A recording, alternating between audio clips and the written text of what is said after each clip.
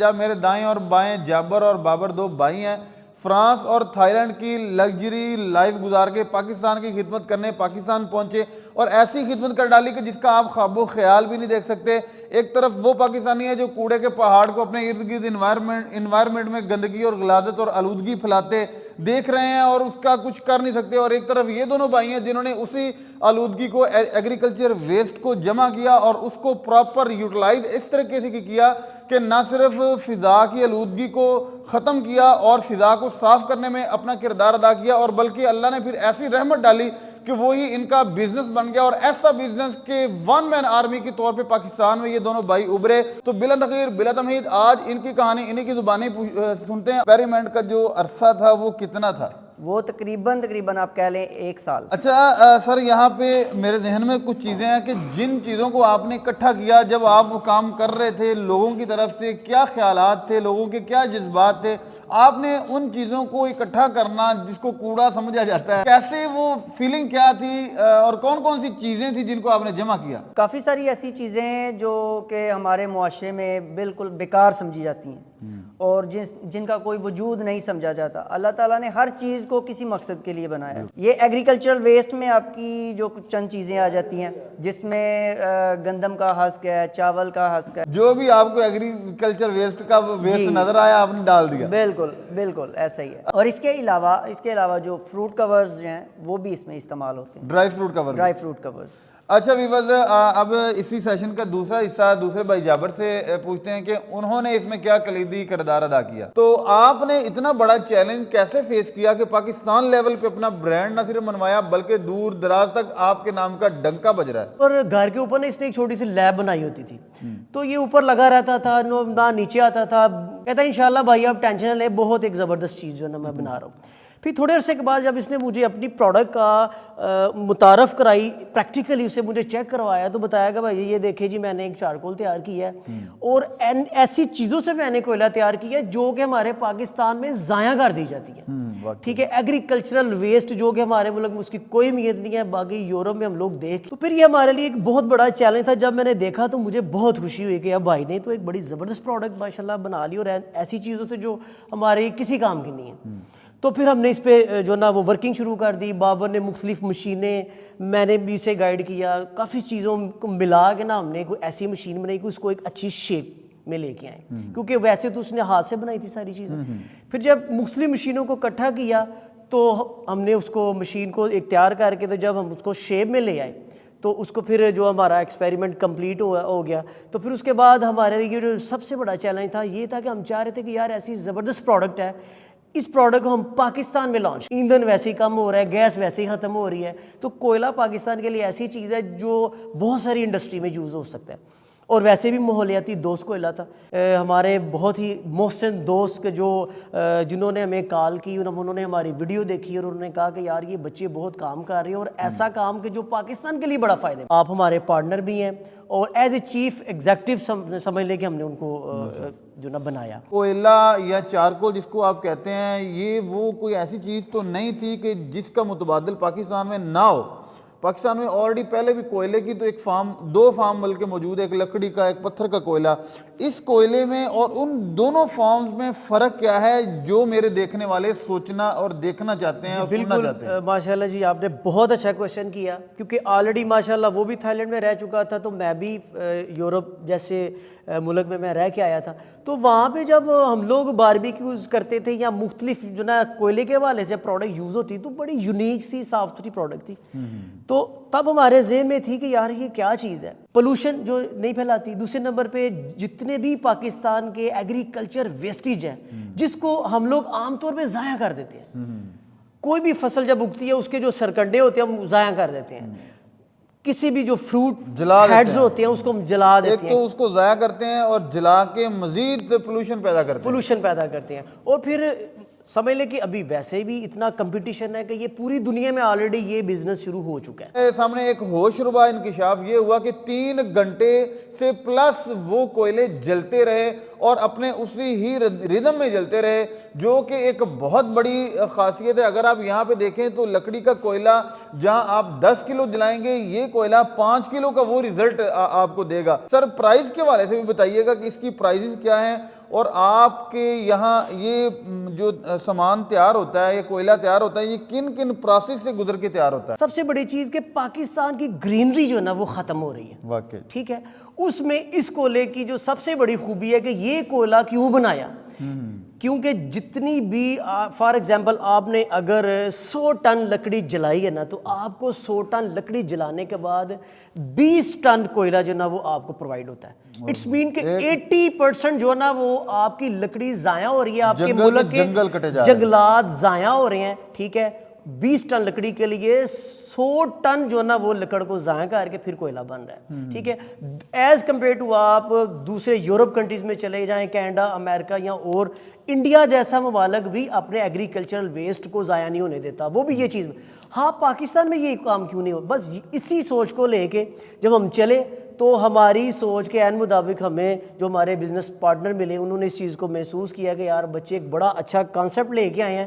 تو کیوں نہ ان کو جو ہے نا ان کی ہیلپ کی جائے۔ تو سر یہاں پہ بتائیے گا کہ آپ کے پاس بلک میں جو پرچیز کرتے ہیں وہ کون کون سے لوگ ہیں، کہاں کہاں یہ یوز کیا جاتا ہے، اور کوالٹی بیسس پہ اگر ہم بات کریں تو ایک ہی طرح کا تیار کرتے ہیں یا کہ اس کی مختلف کوالٹیز ہیں جو آپ تیار کر رہے ہیں؟ جی بالکل، آپ نے بڑا اچھا کویشچن کیا ہے۔ اس میں ہم 3 طرح کے جو ہے نا وہ چارکول تیار کر لیں۔ فرسٹ آف آل اس کو ہم انڈسٹریل، کیونکہ اس وقت پاکستان کی انڈسٹری میں کوئلہ بہت زیادہ یوز ہو رہا ہے، ٹھیک ہے۔ اس کے بعد سیکنڈلی ہم اس کو ڈومیسٹک لیول پہ جو نا گھروں میں کمرشلائز کرنا چاہ رہے ہیں، کہ گھروں میں بھی جس طرح سے، کیونکہ گھروں میں جب انگیٹھی وغیرہ یا کوئلہ جلانا ہوتا ہے تو اس کے لیے ایک بڑا بندے کو 2-2 گھنٹے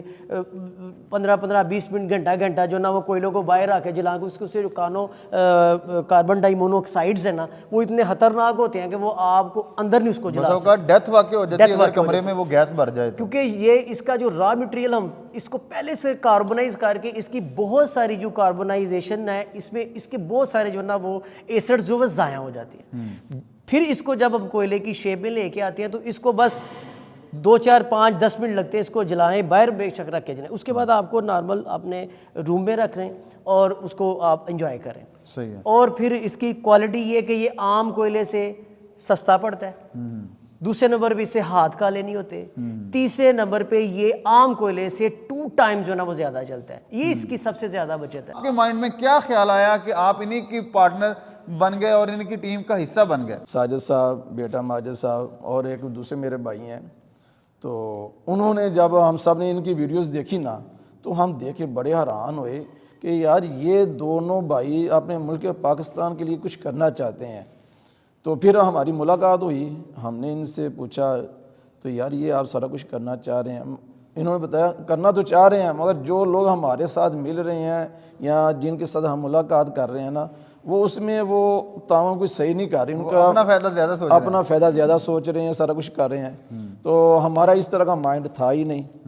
ہم یہ کچھ کرنا ہی نہیں چاہ رہے تھے۔ ہم یہ جو بزنس پروگرام ہے ان کو ہم نے بتایا کہ اگر ہم آپ کے ساتھ جڑیں گے نا یہ صرف اللہ کی رضا کے لیے، ماشاءاللہ جی، ہمارے دینی مدارس چل رہے ہیں، اس میں جو پرافٹ ہوگی وہ ساری ہم وہاں پہ صرف کریں گے۔ تو ماشاءاللہ پھر ان کے ساتھ بیٹھ کے ہماری ڈیل ہوئی کہ بھائی آپ لوگوں نے کام کرنا ہے، مجھے تو کام آتا نہیں ہے نہ میں کر سکتا ہوں، میں دعا ہی کر سکتا ہوں آپ لوگوں کے لیے یا ملک پاکستان کے لیے کہ ہمارے ملک کے پاکستان جو ہے نا اس کے میں صاف ستھرا ماحول بن جائے۔ تو الحمدللہ وہ ماحول جو ہے نا یہ انہوں نے مائنڈ بنا لیا، ہم کریں گے، سارا کچھ کریں گے۔ بس 1 سال ہو رہا ہے، 1 سال سے لے کے اب تک یہی سارا کچھ کر رہے ہیں۔ ماشاءاللہ یہ بچے محنت کر رہے ہیں، آج محنت کا پھل ہمیں ملنا شروع ہو گیا ہے الحمدللہ۔ ہم کافی جگہ گئے ہیں، دیکھی ہیں، بہت زیادہ ہمیں اتنا اس کا رسپانس مل رہا ہے، مجھے خوشی ہو رہی ہے کہ یہ بچوں نے محنت کی۔ ساتھ میرے بھائی ساجد صاحب اور ماجد بیٹا جو ہے ماشاءاللہ یہ بھی لوگوں کے ساتھ مل رہے ہیں، لوگوں کے مائنڈ دیکھ رہے ہیں، یہ بھی بڑے خوش ہو رہے ہیں کہ ہم ملک پاکستان کے لیے کچھ کرنا چاہ رہے ہیں۔ اور دینی مدارس جو ہمارے اکثر جو ہے نا وہ پوری ورلڈ میں بدنام ہو چکے ہیں کہ یہ لوگ چندے مانگتے ہیں، یہ لوگ کسی سے مانگ کے مدارس چلا رہے ہیں. ہماری جماعتوں پہ, ہمارے مدارس پہ فتوے اور بہت دہشت گردی کے جو ہے نا وہ ایجوکیشن لگ رہی ہیں. بہت ہمیں تکلیف ہو رہی ہے. صحیح بات ہے کہ بہت زیادہ تکلیف ہمیں ہوتی ہے. پھر ہم نے یہ سوچا کہ کیوں نہ ہم اپنے جتنے بھی دینی مدارس ہیں ان کو اس بلبوتے پہ فائنینشلی سپورٹ کریں, اور پھر ان مدارس میں بھی تھوڑا تھوڑا کوئی ایسا پروگرام شروع کرائیں کہ جو بچے وہاں پڑھ رہے ہیں ان کو ٹیکنیکل جو ہے نا وہ چیزیں سکھائیں, بزنس مائنڈ بنیں تاکہ وہ بھی کل کو کاروبار کر کے اپنے اپنے علاقوں میں جہاں دین کا کام کریں وہاں فائنینشلی وہ خود بھی سٹرونگ ہوں. کہ یہ جو کوڑے کے ڈھیر لگے ہوئے ہیں لاہور میں, سیالکوٹ میں, پہاڑ لگے ہوئے ہیں, چھوٹے ہوتے ہیں. ہم انشاءاللہ اس کے بعد ان پہاڑوں کا بھی ایک سوچ رہے ہیں پروگرام. زبردست. وہ ہم ایک مشین بنوا رہے ہیں کہ وہ جو پہاڑ ہیں, وہ جو کچرا ہے جن سے لوگ نفرت کر رہے ہیں, دھواں پھیل رہا ہے, لوگوں کا وہاں رہنا جو ہے وہ مفلوج ہو چکا ہے, ہم اس کے اوپر ورک کر رہے ہیں. تو انشاءاللہ وہ نیکسٹ جو ہے چیزیں ہوں گے وہ بھی آپ کے ساتھ شیئر کریں گے ہم اس کے لیے کیا کچھ کرنا چاہ رہے ہیں. کون سے آج ہماری اسلام آباد میں کچھ جگہوں پہ میٹنگ ہوئی تو وہاں سے اچھا کافی رسپانس ملا ہے. تو میرا خیال میں ہمیں ان فیوچر جو ہے وہ اس میں کہہ لیں کہ ہم اس کی مقدار کو پورا ہی نہیں کر سکتے جیسا لوگوں کا مائنڈ ہے. ابھی اگر کسی کو ہم نے چیز رکھنی ہے اس کے سامنے